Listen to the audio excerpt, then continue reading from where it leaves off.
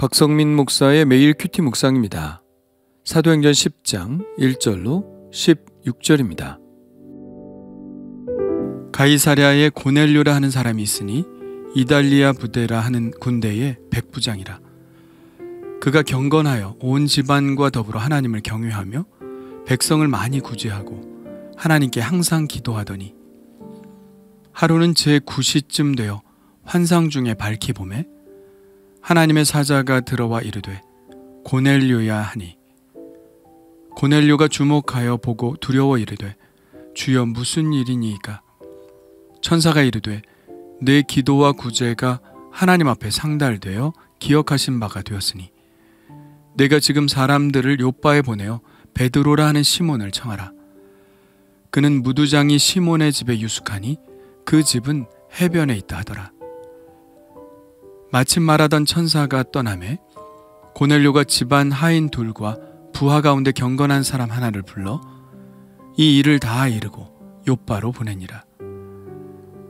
이튿날 그들이 길을 가다가 그 성에 가까이 갔을 그때에 베드로가 기도하려고 지붕에 올라가니 그 시각은 제6시더라. 그가 시장하여 먹고자 하매 사람들이 준비할 때에 황홀한 중에 하늘이 열리며 한 그릇이 내려오는 것을 보니 큰 보자기 같고 내 귀를 메어 땅에 들이웠더라. 그 안에는 땅에 있는 각종 4발 가진 짐승과 기는 것과 공중에 나는 것들이 있더라. 또 소리가 있으되 베드로야 일어나 잡아먹어라 하거늘 베드로가 이르되 주여 그럴 수 없나이다. 속되고 깨끗하지 아니한 것을 내가 결코 먹지 아니하였나이다 한데 또 2번째 소리가 있으되 하나님께서 깨끗하게 하신 것을 내가 속되다 하지 말라 하더라. 이런 일이 3번 있은 후 그 그릇이 곧 하늘로 올려져 가니라. 아멘. 가이사랴에 고넬료라는 사람이 있었습니다.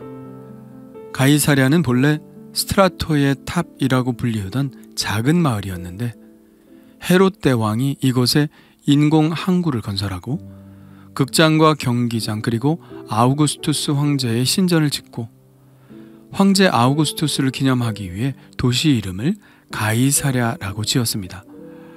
가이사랴는 케사르 즉 시저를 말하는 것이죠. 요빠에서 북쪽으로 40km만 올라가면 가이사랴에 도착할 수 있는데요. 당시에는 로마군의 주둔지가 있었을 뿐만 아니라 로마의 총독이 거하는 곳이기도 했습니다. 이곳에는 큰 항구가 있어서 로마로 가는 배는 주로 이곳에서 출발을 했죠. 고넬료는 이달리아 부대라고 하는 군대의 백부장이었습니다. 이달리아는 이탈리아를 말하고요. 지금은 나라 이름이 이탈리아고 수도가 로마지만 당시에는 국호가 로마이고 이탈리아는 이탈리아 반도의 중부 지역을 일컫는 말이었습니다. 고넬료는 이탈리아 반도의 중부 지역에서 파견된 군대의 백부장이라고 볼 수 있는데 로마인이고 원래 발음으로 하면 코르넬리우스가 되겠죠. 백부장은 센츄리온이라고 하는데요. 센츄리는 100이라는 뜻이죠. 자기 휘하의 군사를 100명 거느리고 있는 사람을 말합니다.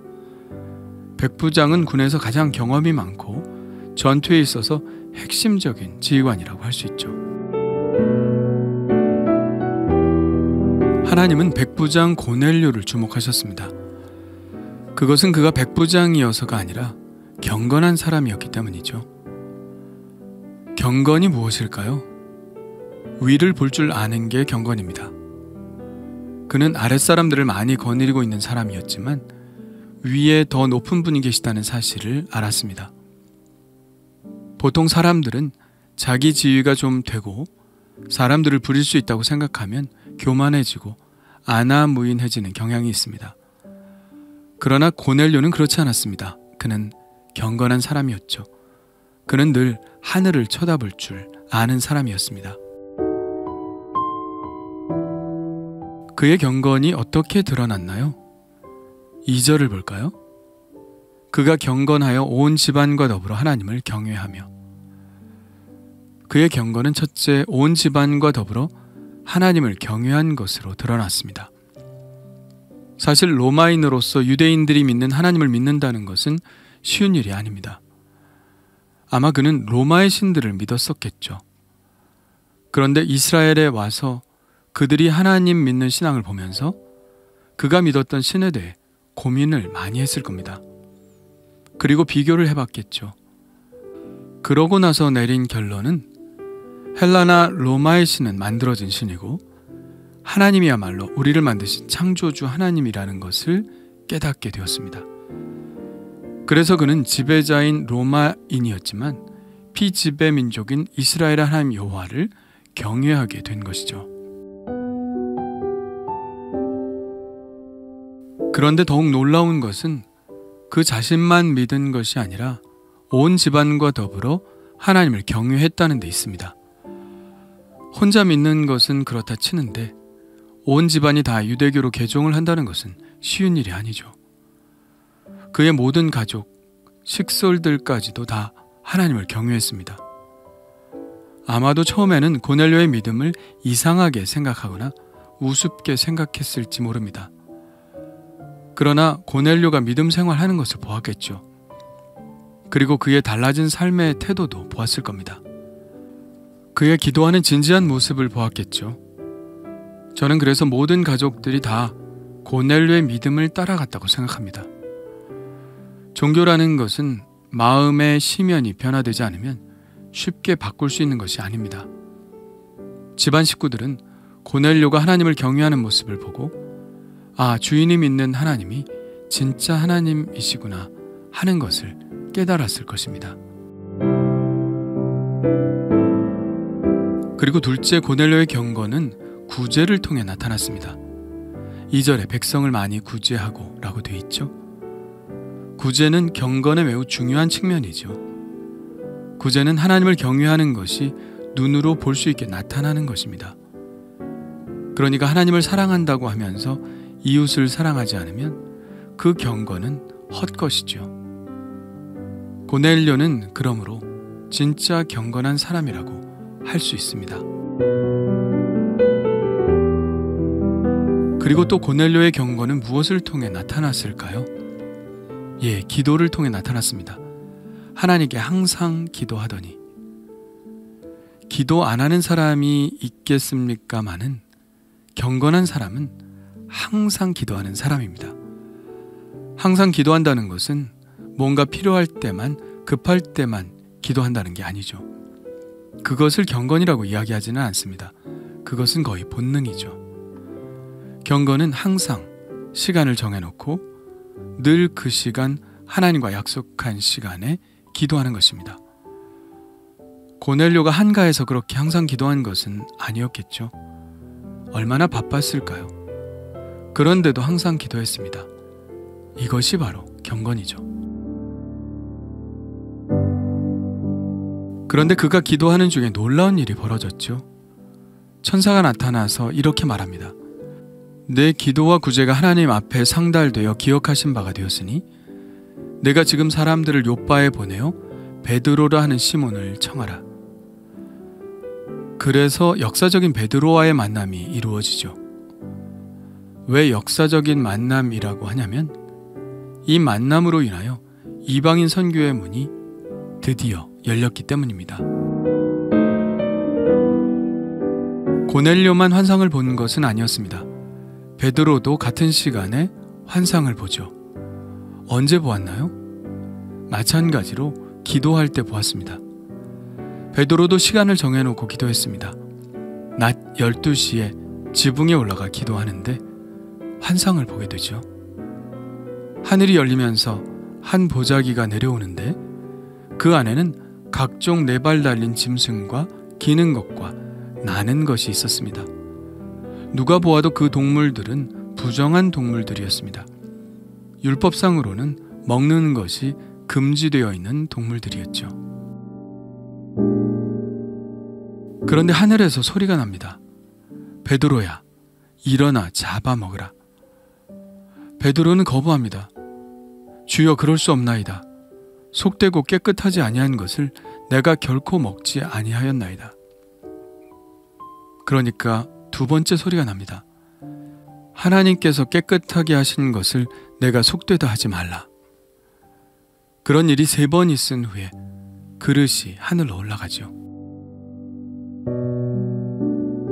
베드로가 본 부정한 동물들은 뭘까요? 이방인을 상징하는 것입니다. 유대인들은 이방인들을 부정한 사람들이라고 해서 말도 안 하고 같이 식사도 안 하고 그 집에 들어가지도 않았습니다. 그리고 이방인들에게 복음을 전할 생각도 하지 않았죠. 이때까지도 복음은 유대인들에게만 전해졌습니다. 베드로를 비롯한 사도들은 복음을 이방인들에게 전해야 한다는 생각을 전혀 하지 못했죠. 예수님은 분명히 오직 성령이 너희에게 임하시면 너희가 권능을 받고 예루살렘과 온 유대와 사마리아와 땅 끝까지 이르러 내 증인이 되리라 이렇게 말씀하셨는데 땅 끝을 이방인이 아니라 전 세계에 흩어져 있는 유대인들이라고 생각한 것이죠. 주님은 이 환상을 통해서 베드로의 모든 선입견을 깨시고 이방인들을 향해 나가야 한다는 것을 분명하게 보여주셨습니다. 베드로가 아직은 깨닫지 못하지만 이제 곧 일어날 일들을 통해서 베드로는 하나님의 메시지를 분명히 이해하게 되죠. 놀라운 일입니다. 아무도 이방인 선교를 생각하지 못할 때 경건한 고넬료가 처음으로 복음을 받아들이면서 이방 선교가 본격적으로 시작됩니다. 그는 이방 선교의 문을 열어젖힌 사람이 됩니다. 그가 이방 선교의 문을 활짝 열어 우리와 같은 이방인들도 복음을 듣고 구원을 받게 된 것입니다. 하나님께서 그의 어떤 점을 보고 그를 이방 선교의 첫 관문으로 삼으셨을까요? 내 기도와 구제가 하나님 앞에 상달되어 기억하신 바가 되었으니, 하나님이 그의 기도와 구제를 받으셨던 것이죠. 그렇다면 나는 과연 고넬료처럼 하나님을 경외함으로 매일 기도하고 있나요? 내가 가진 것을 나누는 일에 부지런한가요? 그래서 나는 하나님이 붙들고 쓰실 만한 그런 사람인가요? 주님 감사합니다. 하나님이 사람을 보실 때 어떤 것을 기뻐하시는 줄 알았습니다. 하나님을 경외하고 항상 기도하고 구제하는 것, 그것임을 깨닫습니다. 주님, 저도 하나님이 기뻐하시는 사람이 되게 하여 주옵소서. 고넬료처럼 하나님만 바라보게 하시고 늘 기도하게 하시고 도움이 필요한 자들을 돕는 자가 되게 하여 주옵소서. 그렇게 하나님이 기뻐하시는 일을 행함으로 하나님과 함께 동역하게 하여 주옵소서. 아직도 새롭게 되어야 할 마음이 많이 있사오니 하나님의 마음으로 제 마음을 새롭게 하여 주옵소서. 예수님의 이름으로 기도합니다. 아멘.